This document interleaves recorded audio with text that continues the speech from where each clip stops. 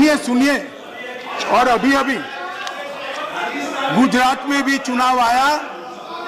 सभापति महोदय, सभापति महोदय, गुजरात में भी चुनाव आया। 22 साल के बाद फिर से एक बार 5 साल के लिए वहां भारतीय जनता पार्टी, और अब हिमाचल में भी भाजपा की सरकार बनी, कांग्रेस गई।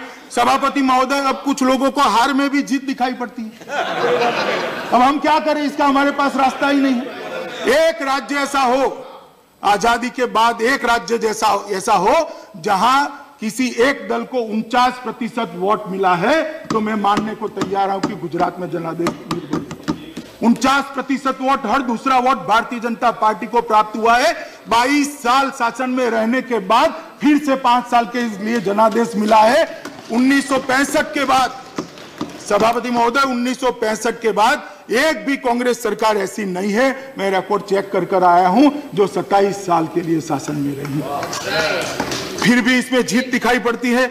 और हम क्या करते हैं, क्या कर सकते हैं सभापति महोदय? मैं इतना निश्चित कह सकता हूं कि 3 नासूर हमारे देश के लोकतंत्र को बहुत समय से डसे हुए, वंशवाद, जातिवाद और तुष्टीकरण। सभापति महोदय, उत्तर प्रदेश और गुजरात के चुनाव के बाद मैं भरोसे से कह सकता हूं, प्रधानमंत्री नरेंद्र मोदी जी के नेतृत्व की बड़ी उपलब्धि है कि इस देश के लोकतंत्र में से उन्होंने वंशवाद, जातिवाद और तुष्टीकरण को उखाड़ कर फेंक हमारे लोकतंत्र को इस अभिशाप से मुक्त करने का काम भारतीय जनता पार्टी के हमारे नेता नरेंद्र मोदी जी ने किया है।